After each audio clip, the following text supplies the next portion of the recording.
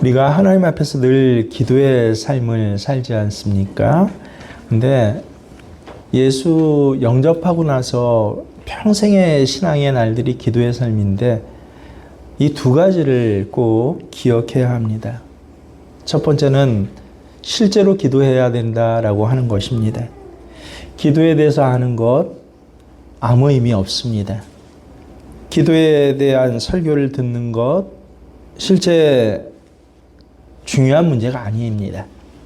기도에 대한 간증도 사실 그 자체로는 의미가 없습니다. 실제로 기도해야 합니다. 1시간 기도를 우리가 하자고 수요일날 같이 1시간 기도합시다 했는데 그랬으면 실제 1시간을 기도해야 합니다. 그래서 실제로 기도하는 여러분 되시길 바랍니다. 이 존 번연이 지은 철로역정은 우리가 다 한 번씩은 기본적으로 봤을 것입니다. 기억해 보세요. 거기에 이런 장면이 나옵니다. 예수님께서 이제 기독도에게 너 천성 가는데 꼭 이거 하나는 가져가야 돼 라고 하면서 뭐를 하나 주셨는데 그게 열쇠예요. 그런데 이 열쇠를 받고 기독도가 이제 천성의 길을 가는데 아블론이라는 마귀대장을 중간에 만나게 돼서 감옥에 끌려가고 갇히게 됩니다. 그 감옥 안에서 하루가 지나고 이틀이 지나고 또 사흘 나흘 갇혀서 기다리는데 너무 답답합니다. 감옥에서 벗어날 길은 전혀 없고 그렇게 계속 답답하다가 갑자기 기억난 거예요. 아, 예수님께서 나에게 열쇠를 하나 주셨지. 이 열쇠는 무슨 일이든지 다 해결하라는 열쇠라고 했지. 그래서 그때서야 기억이 나서 그 열쇠 품 안에 꽁꽁 그렇게 놓아두었던 열쇠를 꺼내서 감옥의 자물쇠 구멍에 넣고 돌리니까 그냥 아무 문제 없이 찰카닥하고 문이 열렸습니다. 그래서 그 감옥 문을 열고 나오는 장면이 있습니다. 예수님께서 우리에게 하나님 자녀가 되게 하시고 이제 더 중요한 건 자녀 되게 하신 것, 자녀로 이 땅에서 하나님 자녀로 살아가게 하실 때 우리에게도 열쇠 하나를 주셨습니다. 이 열쇠는 굉장한 열쇠입니다. 세상을 이겨낼 수 있는 무기입니다. 어떤 문제를 만나도 그 문제에서 벗어날 수 있는 무기로 하나 주신 열쇠가 저도 있고요. 여기 있는 여러분 모두에게도 있습니다.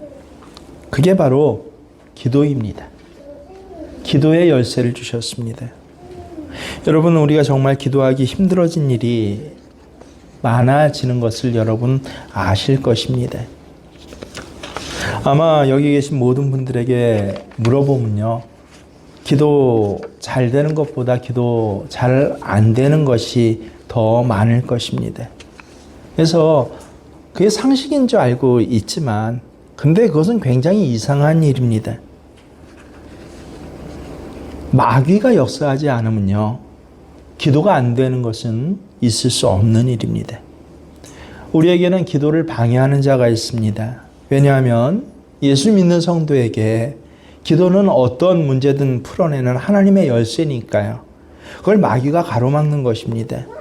그래서 내 삶의 자리에 마귀가 간섭하고 있고 마귀가 역사하고 있는 가장 뚜렷한 증거가 뭔지 아세요? 기도할 시간을 뺏어가는 것이에요. 기도 없이 살게 하는 것입니다. 아주 열심히 사는 것은 마귀가 허락해요. 아침에 일찍 일어나고 밤에 늦게 눕고 정신 하나도 없이 그러다가 쓰러져서 병원에 실려가서 입원할 정도로 그렇게 열심히 사는 것에 대해서는 마귀는 얼마든지 허락을 합니다. 오히려 옆에서 부추겨요. 더 그렇게 열심히 해야 돼.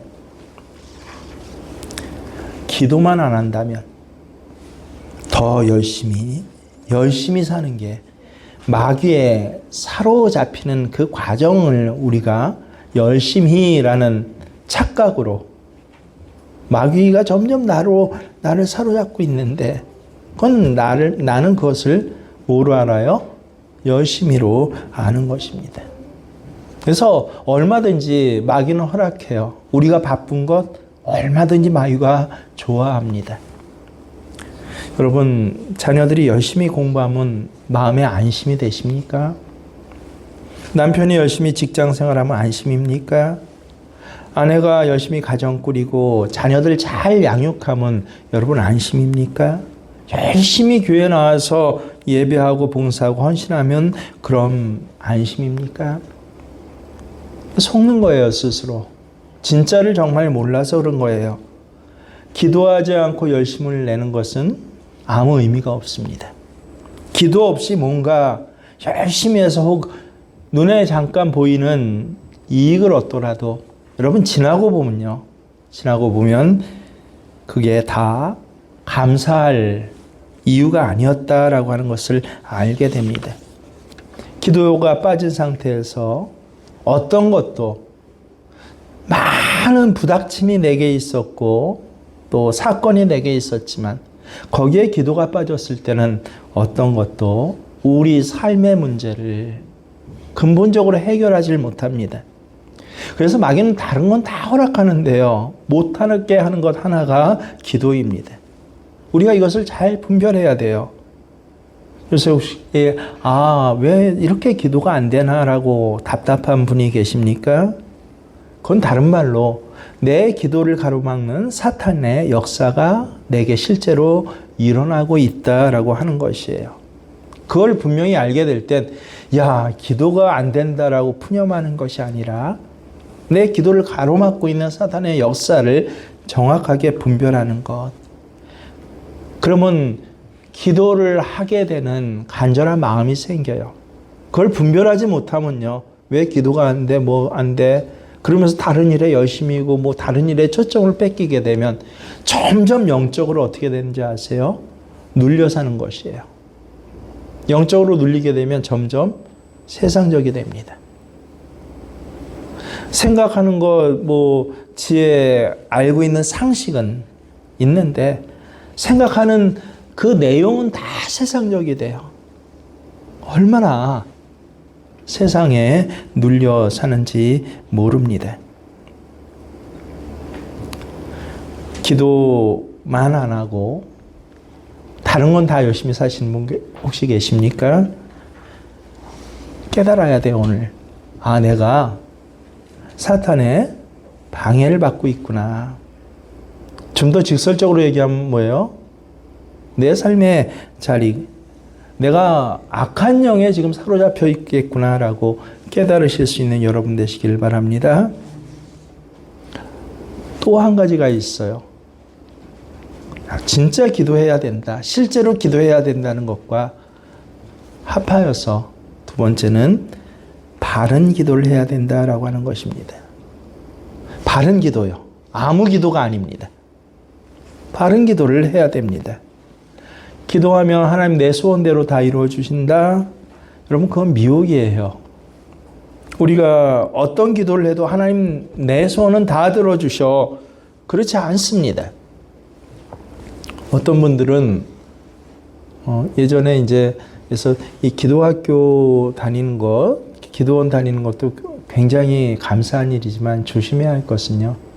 혹시 좀 이 영의 분별이 잘 안 되고 자기 개인적인 체험에 근거해서 기도하는 거 그건 다 정확하게 해야 돼. 아주 구체적으로 기도하라 라고 그렇게 굉장히 그걸 중요하게 가르쳤어요. 실제 그것은 옳은 얘기입니다. 그런데 그 내용을 잘못 알려주고 그래서 거기에 마음이 혹하고 기도는 그렇게 하는구나. 실제 이런 분들 굉장히 많았어요. 만약에 차 하나를 사길 원한다면 그냥 하나님 나 차 필요해요. 차 한 대 주세요. 이렇게 기도하는 것이 아니라 그러면 하나님 안 들어주신다는 거예요. 빨간 차 몇 cc짜리 어느 회사에서 나온 것 이렇게 정확하게 기도해야 하나님 들어주신다라고 그렇게 가르치는 것이 한국 한 20년 전인가요? 굉장히 기도 학교 붐, 기도 모임 붐이 많이 일어났을 때 온 교회를 돌아다니면서 그렇게 가르치시는 분들을 저는 실제 보았습니다. 집, 하나님 나 집이 꼭 필요해요. 그렇게 기도하면 그건 믿음이 없는 거래요. 그래서 몇 평짜리 어디에 있는 아파트 적어 놔주세요라고 그렇게 기도해야만 그것이 믿음에 있는 것이라고 완전히 속는 것이에요. 구체적으로 기도하라는 내용이 몇 평짜리 아파트 주세요라고 그 내용이 아니거든요. 절대 그렇지 않습니다. 그건 믿음이 아니에요. 하나님 앞에 구체적으로 조건을 달아 기도해야 하나님 들어주신다. 그래서 구체적으로 기도하라는 뜻 아니에요. 좀 더 심각해지면요. 이것은 마귀의 유혹입니다. 하나님은 이런 기도 절대 응답하시지 않습니다. 야고보서 4장 1절에서 3절까지 보면요. 여러분 잘 정독해 보세요. 너희 중에 싸움이 어디에서 나며 다툼이 어디에서 나느냐? 너희 지체 중에 싸우는 정욕으로부터 나는 것이 아니냐? 너희는 욕심을 내어도 얻지 못하여 살인하며 시기하여도 능히 취하지 못함으로 다투고 싸우는도다. 너희가 얻지 못함은 다 함께 시작. 너희가 얻지 못함은 구하지 아니하기 때문이요. 구했는데 구하여도 받지 못함은 시작. 정욕으로 쓰려고 잘못 구하였기 때문이라. 자, 기도에 대해서 우리가 이 두 가지 문제를 확실히 알아야 돼요. 첫 번째는 무엇이다? 시작. 실제로 기도해야 된다. 두 번째는 잘못 구하면 안 된다. 바르게 기도해야 된다. 이 가장 중요한 두 가지 기도의 원리를 모르면요. 그러면 자기는 마음은 간절해요. 우리 삶의 필요의 자리가 막 실제로 그냥 어떤 때는 소름 돋을 정도로 비명 지를 때 정도로 그렇게 내게 막 다가오는데 그래서 어때요? 나름대로 나는 기도하는데 맨날 그 기도예요. 구했는데 근데 어때요? 얻지 못해요. 왜? 정욕에 쓰려고 내 마음의 필요에 따라 거기에 플러스해서 구체적으로 기도하면 준댔지. 저 33평짜리 아파트 한 20년 전에 아주 유행이었어요. 서울 주변에 일산, 분당, 성남, 김포 이렇게 막 아파트를 이제 이렇게 지었거든요. 그러면서 이 중심에 있던 사람들이 서로 너무 집값이 그 당시에도 비싸니까 그 외곽은 30분만 나가면 반값도 안 됐거든요. 그리고 이쪽에서 개발하는데 보상받아서 그쪽으로 옮겨가는 사람들 있었고 그래갖고 뭐가 제가 기억나냐면 화장실 둘 있는 집 이게 최고의 소원이었어요. 한 25년, 20년 전에 화장실 둘 있는 집 주세요. 화장실이 둘 있으려면 기본적으로 30평이 넘어야 됩니다. 그리고 어디에 있는 아파트 주세요. 그걸 갖다 기도의 제목을 또 가르치길 뭐해? 구체적으로 기도해라. 행신동 몇 동 아파트를 주세요. 구체적으로 기도해야 하나님 주신다. 하니까 그게 정말 기도할 내용인 줄 알고 다 그렇게 기도하는 거예요. 저 행신동 별빛 마을에 2동 그것도 한 5층짜리 아파트를 주세요. 거기에 딱 줍습니다. 근데 맨날 그 기도만 해요. 맨날 그 기도만 해요. 그 아파트 입주하기 전부터 입주하기까지 한 3년에서 이상 걸리잖아요. 3년 내내 행신동 별빛 마을 1동 5층에 있는 아파트 주세요. 여러분 그 아파트 주세요 하는 게 보세요. 구하여도 얻지 못하면 어때요? 정욕에 쓰려고. 그러면 이 사람이 먼저 배워야 할 것은 내가 지금 바른 기도를 하고 있느냐. 조건을 달아서 구체적으로 기도해 하나님 들어주신다. 이거는 내 마음에 쏙 들어요. 하나님 그렇게 들어주실 것 같아요. 마치 요새 롯데호 복권 하는데 한 번도 안 해봐서 구체적으로 어떻게 들어갈지 모르겠지만 그 춘천 나가다 보면 어느 집에 두미르 아파트인가 거기 꺾어지는데 차가 쭉 서 있어요. 그 반대편에. 얼마나 많이 서 있는지 몰라요. 차가 그렇게 많이 서 있다 보니까 그 옆에 뭐가 생겼냐면 24시간 편의점까지 생겼어요. 거기 사실은 아무것도 없었는데. 그래서 근데 저 집에 왜 저렇게 차가 많나 밀릴 정도로 그 한가한데. 근데 거기 이렇게 자세히 보니까 뭐예요? 얼마 전에 확인했어요. 별 생각 없이 가다가 왜 철가 말려 하고 그냥 갔는데 거기 복권집이 있더라고요. 그러면서 1등 몇 번 낸지 글씨는 잘 못 썼지만 그런 식의 뭐를 비친 것 같고 세상에 차가 20, 30대가 20, 30대가 그것도 평일에 20, 30대가 거기 쫙 서갖고 순차적으로 사람들이 들어갔다 나갔다 하면서 제가 한 두 번 정도 이제 차 타고 가다 그 새로 생긴 편의점에서 아내와도 함께 해서 음료수를 함께 사 먹으라고 세운 적이 있는데 거기 차를 세울 데가 없을 정도로 그래서 편의점 앞에 그 한가한 그 도로에 차를 세울 데가 없을 정도로 그렇게 많아요. 저 집에 가야 뭐예요? 1등 낸다라는 그런 마음하고 똑같죠.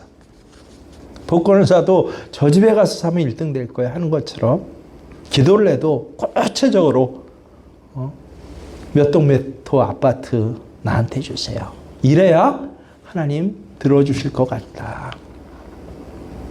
근데 여러분 생각해 보세요. 내가 지금 정말 바르게 기도하고 있는지 혹은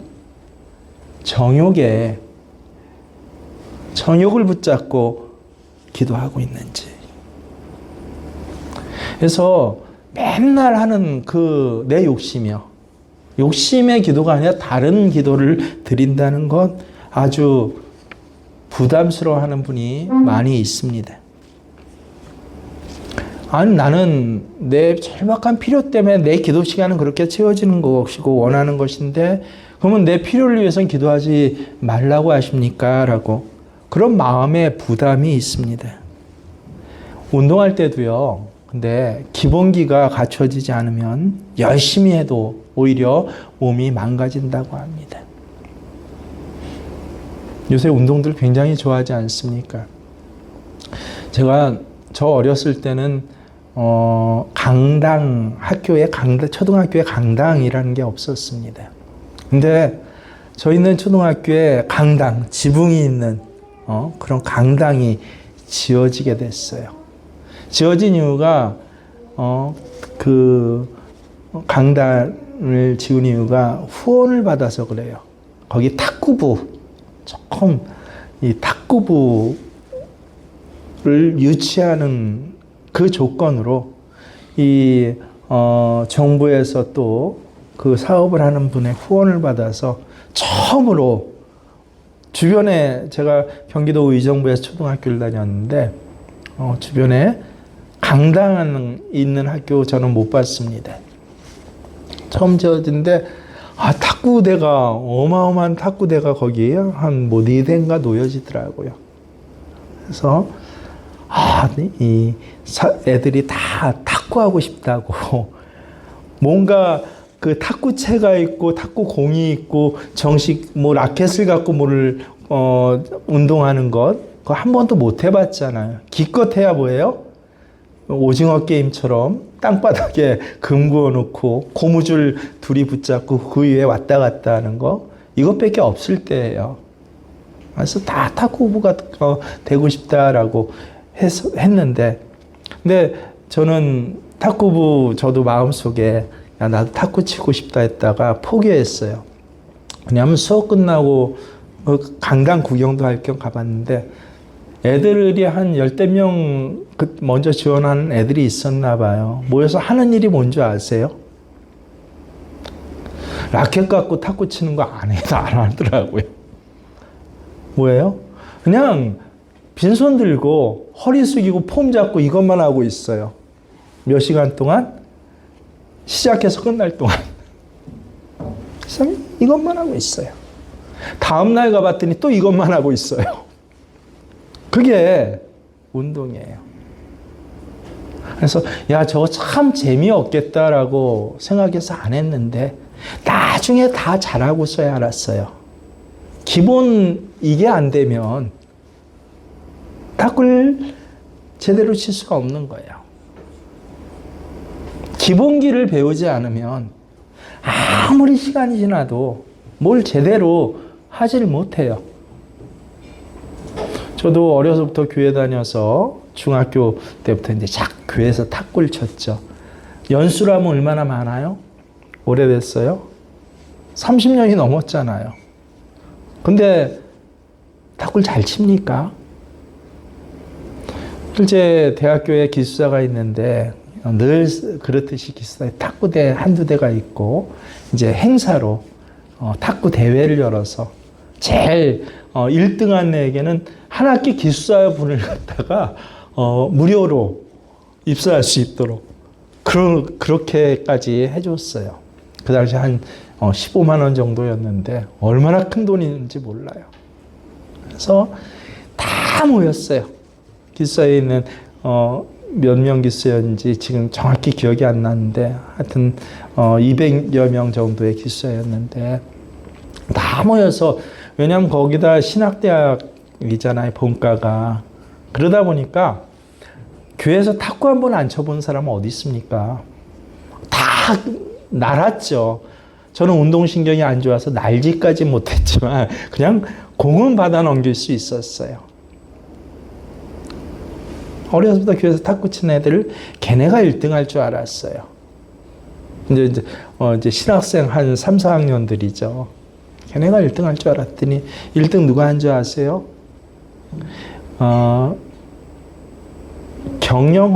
경제학과인가 경영학과인가 저하고 한방 살던 사람이 1등 했어요. 이 복학생인데, 복학생 2학년으로 들어왔는데 덩치가 이래요. 뚱뚱해요. 키도 좀 커요. 그래서 군을 교도관으로 가는 것도 있더라고요. 교도관으로 공익 갔다가 복학해서 다니는데 운동이라고는 전혀 할 것 같지 않아요. 저 2배만 하고, 실제 그때 제가 좀 말랐기 때문에 키도 저보다 머리 하나까지는 아니지만 한 머리 반 정도 큰, 걸어 다니는 것도 이러고 걸어 다녀요. 근데 그 사람이 1등을 했어요. 그 형이. 나중에 알았어요. 교회에서 그 지역에서 내가 제일 잘 쳐, 우리 전도사님들 그 당시에 그게 하나의 무기였는데 초등학교 때 탁구부에 있었대요. 그 다음에 계속 안 했어요.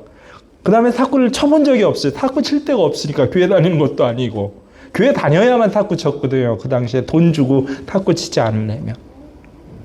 탁구 대회 한다니까, 그것도 기숙사비 준다니까, 그러니까 신청을 한 거예요.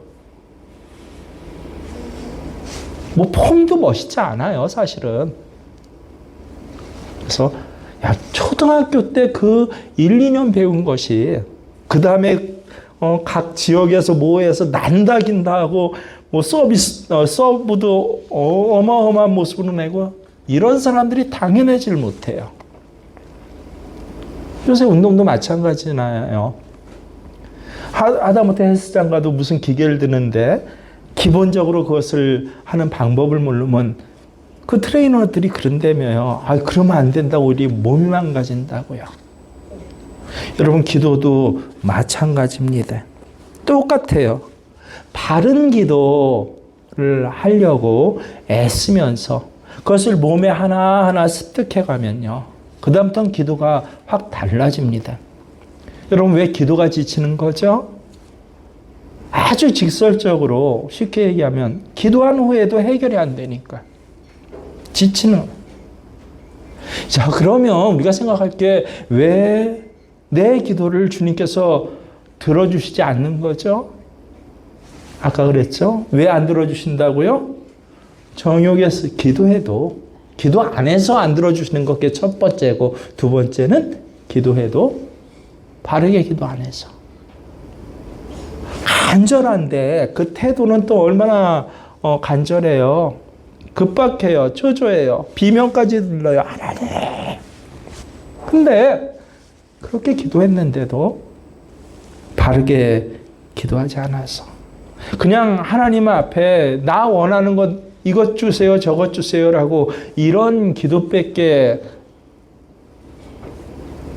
초등학생이 그런다라고 하면 이해가 돼요. 신앙생활 한 지 3년 4년밖에 안 돼서 그런다면 이해가 돼요. 근데 몇 년이에요? 10년, 20년, 30년을 그러고, 그렇게 돼서 오히려 기도하는 것이 힘들어지고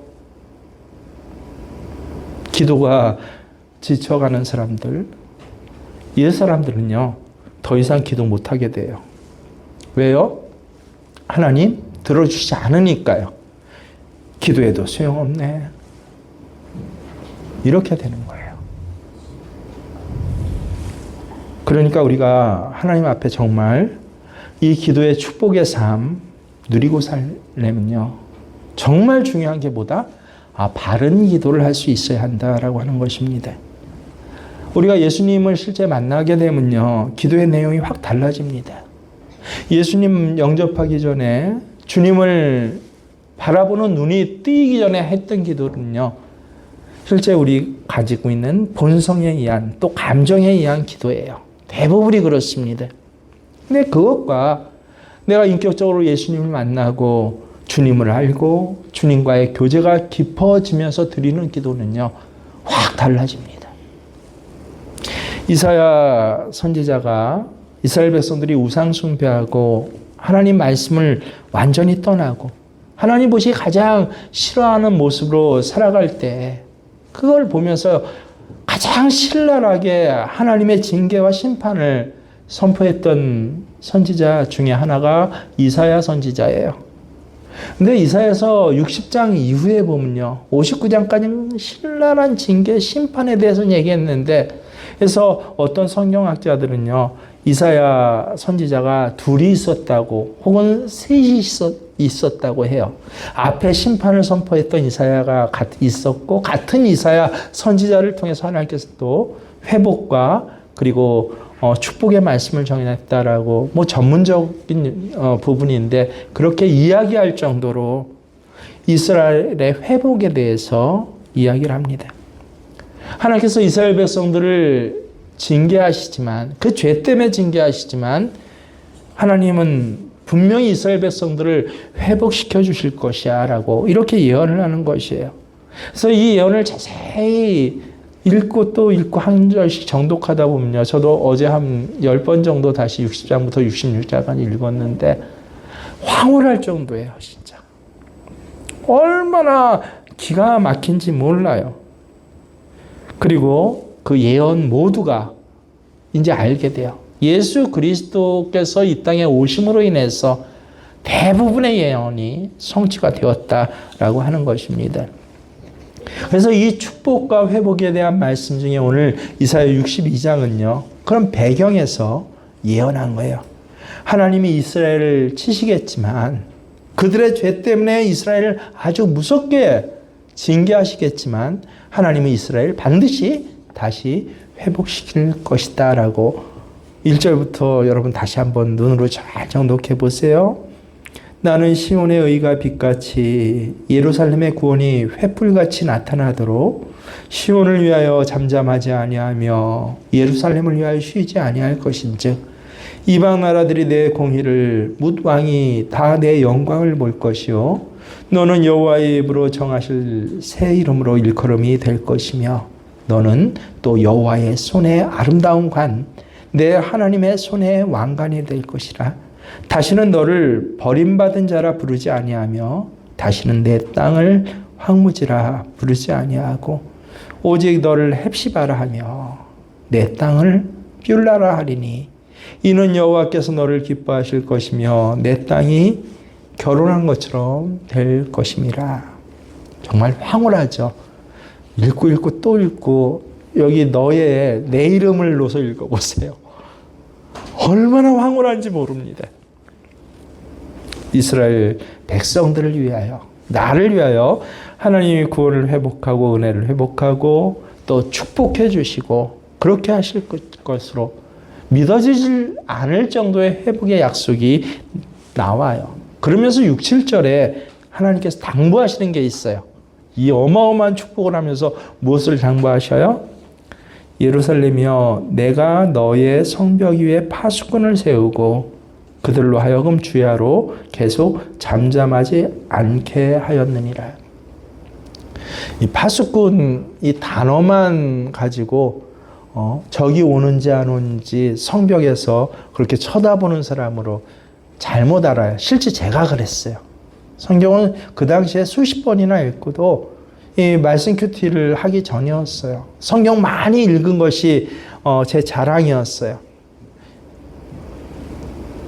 그래서 몇 번 읽나 몇 번까지 센지 아세요?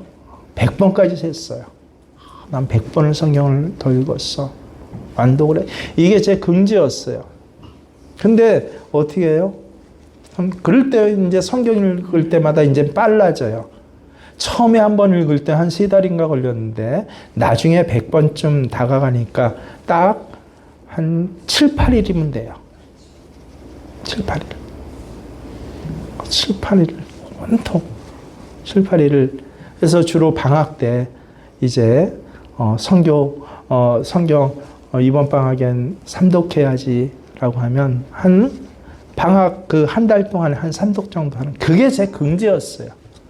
이 오늘 본문도 신학교 다니면서조차 파수꾼에 갖고 성벽에서 파수하는 그런 사람인 줄 알았어요. 근데 말씀 큐티를 한 절 하다 보니까요. 아니에요. 그 파수꾼이 아니에요. 여러분 보세요. 이 파수꾼은 무슨 일을 하는 사람이에요? 주야로 계속 외치는 사람이에요. 야, 저기와 하고 관찰하는 사람이 아니라 주야로 잠잠하지 않는 사람이에요. 저기 오든 안 오든. 야, 이건 다른 파수꾼이겠구나. 그래서 다시 한번 한 절 한 절 말씀을 붙잡고 원문을 찾아가고 읽었더니 야, 전혀 다른 뜻이에요. 무슨 뜻이에요? 64년부터 하나님께서 축복을 해주셨잖아요. 회복에 대한 약속을 하셨잖아요.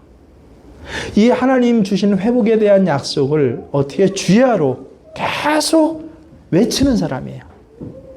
외치는 사람.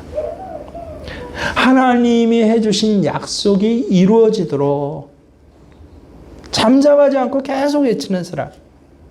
아, 이게 기도하는 자를 얘기하는구나. 기도하는 자. 끊임없이 기도하는 삶이요. 하나님 이렇게 약속하셨잖아요. 하나님 이렇게 말씀하셨잖아요. 하나님 이게 하나님의 뜻이라고 하셨잖아요. 하나님 그 말씀이 이루어지기를 원합니다. 하나님 그 말씀을 이루어 주세요. 하나님께서 그 약속하신 것을 항상 기억하도록 누가? 하나님이. 기가 막힌 말씀이에요. 하나님이 기억하도록, 하나님이 잊지 않도록 주야로 잠잠하지 않는 자. 그렇게 부르짖으니까 하나님 우리의 기도를 들으시는데요. 하나님 기억하실 수밖에 없어요. 그래서 하나님으로 하여금 뭐하게 하라? 쉬지 아니하시도록 하라. 하나님이 이스라엘 백성에게 그 황홀한 약속을 주시고 그리고 하나님이 그 약속을 하나하나 진행한 일이 멈추지 않게 그렇게 하나님을 내버려 두지 마라. 그렇게 계속 하나님이 일하시게 하라. 그런 뜻이에요. 그 뜻을 알고 우리가 6, 7절 한 목소리에 다시 한번 읽어보세요. 시작. 예루살렘이여 내가 너의 성벽 위에 파수꾼을 세우고 그들로 하여금 주야로 계속 잠잠하지 않게 하였느니라. 너희 여호와로 기억하시게 하는 자들아, 너희는 쉬지 말며 또 여호와께서 예루살렘을 세워 세상에서 찬송을 받게 하시기까지 그로 쉬지 말게. 이게 바로 기도구나. 기도는 내가 답답한 일, 내가 필요한 것 구하는 그런 형태의 기도만 있는 것이 아니에요. 정말 성경이 말씀해 주시는 놀라운 기도는요, 이건 정말 진짜 기적이에요. 우리 삶을 완전히 바꾸는 기도요. 하나님이 약속하신 것, 하나님이 이루시겠다고 이미 약속하신 그 약속들 성경에 다 나와 있잖아요. 그래서 제가 한 1년, 2년, 3년 전부터 말씀 기도합시다 하고 주보에 계속 내잖아요. 너무 부담스러우면 하루에 한 장만 읽고라도 그 말씀을 보고 말씀 기도하자. 오늘 이 말씀 어때요? 이사야서 62장 1절부터 끝절까지 못 읽으면 7절까지라도 하나님이 약속하신 것을 내가 하나님이 이루어주세요. 너는 이제부터 기쁨 없는 자 아니야. 너는 헵시바 내 기쁨이야. 나의 기쁨이야. 너는 뷸라가 무슨 뜻이에요? 나의 신부야. 내가 너와 함께 하겠어. 그걸 내 이름을 넣어서 읽어보세요. 실제로 말씀 한 절을 보고 읽어보시고, 그래서 그 말씀을 붙잡고, 하나님, 나를 하나님께서 헵시바라 하셨잖아요. 하나님 나를 뿔려라고 하고 그걸 반드시 이루어주시겠다고 하셨잖아요. 여러분, 성경 한 장에서 붙잡고 기도할 수 있는 하나님의 약속이 얼마나 많은지 몰라요. 기가 막혀요. 그게 바로 말씀 기도예요. 말씀 한 절을 붙잡으며 말씀에 비춰서 내 모습을 바라보며, 그리고 하나님의 약속에 맞서 꼭 붙잡고 하나님이 이 일을 계속 해주세요. 이루어주세요. 벌써 우리가 한 2, 3년 하고 있는데 여러분 이제 기초 체질이 잡히셨습니까? 이 훈련이 되지 않군요. 어때요? 제가 30년을 탁구를 쳐도 자기는 굉장히 잘 친다고 알고 있고 굉장히 실력이 있다고 알고 있지만, 초등학교 탁구 한번 쳐보고 한 번도 교도관 하다가 바로 들어와가지고 등치도 이렇고 걷는 것도 뒤뚱뒤뚱 걷는 그런 사람한테 당연하지를 못해요. 왜? 기본기가 안 돼 있어요. 말씀을 놓고 기도하라. 약속 붙잡고 기도하라. 하나님이 하시겠다고 하신 것이 이루어지도록 기도하라. 계속해서 하나님이 그것을 하실 것을 간구하면서 기도해라. 그래서 여러분, 기도는요, 준비 과정이 아닙니다. 기도 그 자체가 사역이에요. 그래서 우리가 전도 집회, 연합 집회 하면 저도 처음 알았어요. 95년, 6년도인가요? 그 이전에도 연합 집회 참 많이 다녔는데, CCC 집회나 그런 데는 늘 다녔죠. 어떤 때는 강사까지 했죠. 근데 우리나라에서 처음으로 에클레시아 한국 모임을 했어요. 에클레시아는 전 세계 유학생들을 중심으로 해갖고 주로 미국에서 모이다가 캐나다, 일본 이런 데서 이제 모이는데, 그 강사진 그대로 너무 해외에 나가 있는 유학생들이 은혜를 받고 너무 달라지다 보니까, 이 은혜를 우리 한국에 있는 우리 학생들에게도 주자 해서 첫 1회대가 90년 정확히 모르겠는데 한 97년인가 8년 그때 처음 열렸어요. 이천에 있는 소망수련관에서 열렸는데 한 1,500명이 모였어요. 1,500명이 함께 모여서 그 에클레시아 집회를 하는데, 그때 처음 본 게 뭐냐면, 저도 깜짝 놀랐어요. 이제 각 사역 부서들을 이제 지도자들에게 맡기잖아요. 맡기고 또 교회에서 한 3, 40명 정도 이렇게 데려갔는데, 근데 그 얘네들 그 생활하는 것도 봐줘야 되고 하는데, 근데 그 사역 파트 중에 중보기도 팀이 있어요. 뭐 언제나 중보기도 팀이 있죠. 근데 제가 중보기도에 늘 관심이 많으니까 이제 제가 해야 할 시간 빼고는 이제 거의 중보기도 팀을 가봤어요. 근데 중보기도 의자도 있더라고요. 그때 처음으로 중보기도 의자라는 걸 봤는데 너무 좋아서 하나를 사갖고 우리 교회 집사님에게 이거 목공소 가서 한 30개만 만들어 오세요 해서 실제 그렇게 만들어 오기도 했는데요. 이 중보기도 팀이 한 인도자 2명하고 주로 간사와 각 교회에서 온 이 자원하는 청년들로 이루어졌는데 이게 뭔지 몰랐어요. 제가 굉장히 당시에 뭐 앞서갔거든요. 아니 수련회 왔는데 수련회 기간 4일 내내 뭐예요? 기도하는 거예요. 이게 사역이에요. 우리가 중보기도 한다면 뭐 행사가 있기 전에 뭐 하기 전에 하나님 이렇게 도와주세요. 마치 준비 찬송하는 것처럼. 그래서 저는 준비 찬송이란 말을 되게 싫어해요. 아니 찬송이 준비 찬송이 어디 있어요? 찬송이죠. 그렇잖아요. 다 우리가 쓰는 말을 생각해봐요. 기도를 그래서 늘 옵션으로 알았어요. 그 당시 저까지 저도 기도가 굉장히 중요하다는 걸 늘 얘기를 하면서도 마치 준비 찬송 부르듯이 뭐 행사 있기 전에 이 행사를 위해서 하는 기도라고 해서 기도 자체가 사역인 것을 처음 봤어요, 현장에. 그래서 저 이틀 내내 거기 있었어요. 이틀은 제가 또 맡아서 진행해야 할 게 있어갖고 하질 못했는데 이틀 내내 잠자는 시간 빼고 밥도 교대로 먹어요. 잠자는 시간 빼고 잠도 교대로 자요.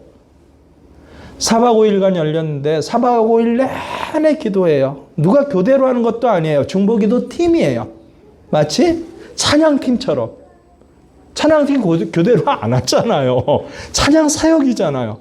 중보기도 사역이에요. 제가 한 반 정도, 이틀 정도 직접 그 이틀 내내 참여해보고 그 은혜와 그 새로운 깨달음이 얼마나 기가 막혔는지 몰라요. 처음이었어요. 그래서 외국에서는 벌써 이렇게 기도하고 있구나. 기독교 여러 위기들을 거치면서 그 당시엔 미국, 뭐 캐나다, 영국 다 망해간다라고 한 때였거든요.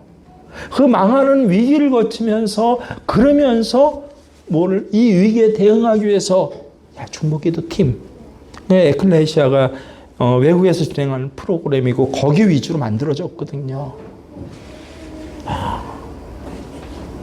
그래서 그 다음부터 저도 교회 와서 청년들에게 중보기도 팀이란 거를 운영했어요. 그러고 나니까 한참 후에야, 한 5년 후에야 뭐 사랑의 교회 이런 데서 중보기도 팀을 또 만들더라고요. 뭐하고 만들고. 우리는 소개된 적이 없어요. 기도는 준비 과정이 아니라 기도는 옵션이 아니라 뭐다? 사역이다. 기도가 사역이에요. 우리가 기도가 중단되면요. 하나님이 하신 일이 중단이 됩니다. 우리가 기도를 시작하면요. 하나님 하시는 역사가 다시 시작된다라고. 이게 기도하는 자다. 성경에 다 있는 말씀인데 처음 배웠어요. 그때 처음 배웠어요. 우리가 이렇게 기도합시다 하면서 인도자가 기도에 대해서 얘기를 하고 하는데 하나하나를 적었어요. 얼마나 기가 막힌지 모릅니다. 기도하는 자는요. 뭐예요? 하나님의 동역자다라고 그래요. 그래서 사도 바울은 고린도전서 3장 9절에서 뭐라고 그러는지 아세요? 우리는 하나님의 동역자들이요. 우리는 기도하는 자가 동역자다. 기도하는 자가 사역하는 자다. 그 말씀이 얼마나 맞는지 몰라요. 여러분 우리가 기도할 때 근데 꼭 명심해야 될 일이 또 하나 있어요. 아까 두 가지를 얘기했는데 또 하나가 뭐예요? 일이 잘 되나 못 되나 여기에 초점을 맞춰서는 안 돼요. 꼭 하나님께 초점을 맞춰야 됩니다. 기도를 해도 어떤 일에 결과를 맞춰서 기도하는 사람은요, 결국 중간에 다 중단이 돼요. 이 집 주세요 했는데 안 줬어요. 일의 결과가 내 3년 동안의 기도의 제목이었어요. 중단이 돼요. 그의 기도의 초점은 집이었어요.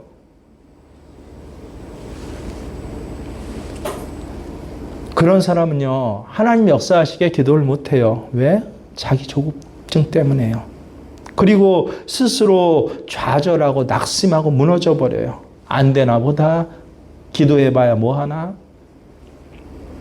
기도를 할 때 하나님과 동역하는 삶을 살 때 명심할 것이 정말 중요한 게 뭐예요? 야, 이 기도는 예수님이 알려주셨잖아요. 너희는 이렇게 기도해라. 한 다음에 첫 번째 알려주신 게 뭐예요? 기도해라. 어떻게 기도하라고요? 하늘에 계신 우리 아버지. 기도는 누구에게 하는 거예요? 하나님에게요. 이것조차 모르는 사람이 있어요. 내 속상한 거 다 내려놓으면서 퍼부어놓고 이게 기도라고 자기 위안은 돼요. 근데 정말 그게 기도인가요? 평생을 그렇게만 기도한다라고 하는 기도하는 사람이 하나님이 일하시게 할 수 있을까요?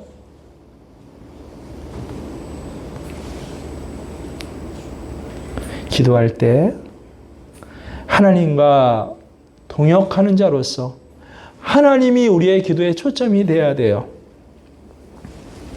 하나님을 계속 바라보는 것이에요. 그러면 기도할 힘이 생겨요. 어떤 상황, 어떤 결과, 어떤 과정에서도. 왜? 기도의 힘 자체가 하나님이시잖아요. 하나님을 바라볼 때는요, 일이 잘 되든 안 되든 계속 기도할 수 있어요. 때때로 기도도 지쳤어. 이런 마음 들 때가 있어요. 저도 숱하게 겪습니다, 사실은요. 근데 이걸 알기 때문에 빠져나오는 거예요. 주로 어느 때 그렇죠? 하나님께 서운한 거 많을 때요. 내가 그렇게 열심히 애를 썼는데 열매가 없어요. 가정에도 일터에도 난 그렇게 열심을 다했는데 그 바쁜 가운데도 그렇게 열심히 난 기도를 했는데 근데 결과가 안 좋아요. 초점이 우리의 학교 붙게 해주세요 였거든요. 그래서 고3 엄마 되면 얼마나 겸손한지 몰라요. 교회에 가도. 우리 애 위해서 기도해 주세요. 교회에 있는 권사님들 기도해 주세요. 고3 엄마들이 주로 이제 30대 후반 40대 안팎 초반이잖아요. 뭐 해주세요. 그러면서 내내 기도를 해요. 근데 애가 학교가 안 됐어요. 그럼 어떻게 해요? 중단해요. 1년 내내 기도했어도 기도에 초점이 뭐였어요? 저 학교였어요. 뭐 보고 기도했어요? 하나님 보고 기도한 게 아니라 저 학교 보고 기도했어요. 그러니 기도에 힘이 없는 거예요. 여러분 이런 거 주변에 많이 보지 않습니까? 전 40대 때 주로 이런 일들에 대해서 굉장히 아픔을 갖고 이게 왜 그럴까 했는데 제가 참 존경하는 주위의 목회자들 신실한 종들이에요. 근데 이상하게 스스로도 그래요. 사역의 열매가 별로 없고 남이 보기에는 열매가 없어요. 뭐 교회도 그렇게 크지 않고 뭐 어떤 연합에 대단한 일도 한 것도 아니고 참 좋으신 분인데 참 영성이 있으신 분인데 근데 그런 분들이 은퇴를 하는데요. 저는 몇 번 봤거든요. 눈물이 나요. 그러다 보니까 어떻게 해요? 뭐 교회에서 그 은퇴에 대해서 이렇게 대접해드리지 못해요. 그러니까 그냥 살 곳도 없이 나와요. 대책이 없어요. 그런 분들을 만날 때마다 목회할 때 참 존경했는데 근데 한 2년 뒤에 이제 은퇴하시고 만날 때마다 삶의 자리가 너무 피곤해요. 돌아오면서 가슴이 답답해요. 아니, 유명한 서울에 이제 몇몇 목사님들 잘 아는데, 하나님, 이분이 진짜 신실한 종이잖아요. 그런 마음이 절로 들어요. 이게 해결된 게,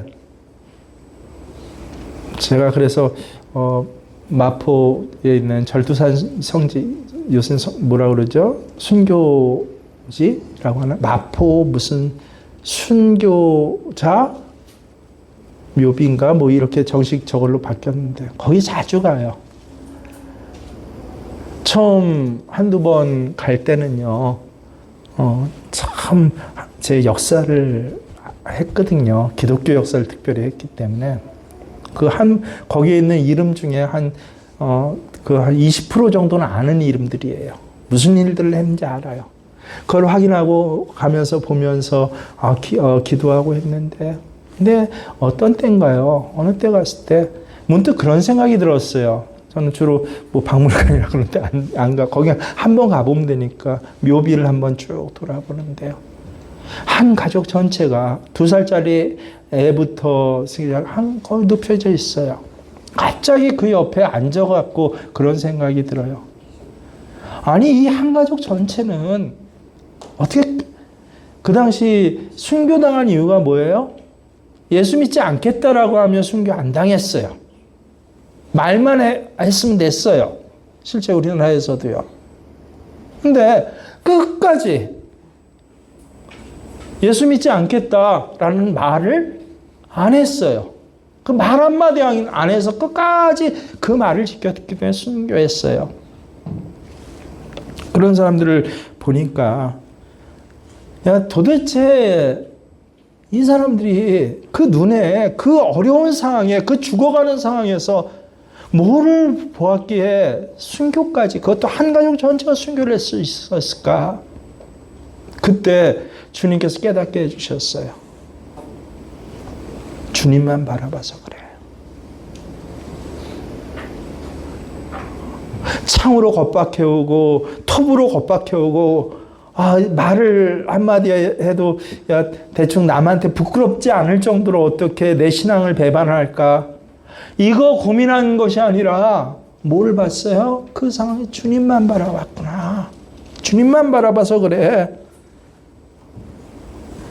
지금 예수 믿는 것 때문에 죽어가는데 잘된 것만 바라보고 그것으로 위로받고 그것으로 힘을 얻는 사람은요, 끝까지 순교의 길을 못 갑니다. 주님을 바라보니까 비록 그것 때문에 내가 죽어야 할지라도, 죽는 상황이 있을지라도 누굴 바라보고 있어요? 내 눈은 주님을 바라보니까 이들은 끝까지 갈 수 있었고, 그걸 깨달았어요. 얼마나 기가 막힌지 모릅니다. 여러분, 그래서 기도할 때 3가지 오늘 꼭 기억하세요. 우리가 다시 이제 이 대림절 지나고 신년주일부터 기도하기 시작할게요. 첫째는 뭐다? 시작. 첫째는 실제로 기도하자. 생각으로 말로만, 그냥 실제로 기도하자.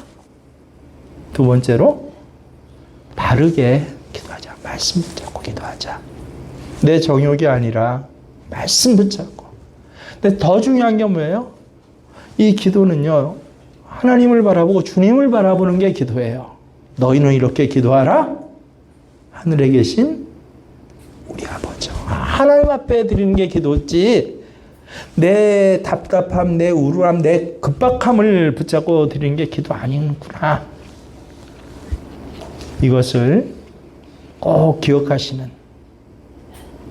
이 3가지 기도의 가장 기초를 붙잡고 다시 하나님이 일하시도록, 다시 하나님이 쉬지 못하시도록, 하나님이 약속하신 것이 다시 이루어지도록 기도하시는 저와 여러분 되시길 주의 이름으로 축원합니다.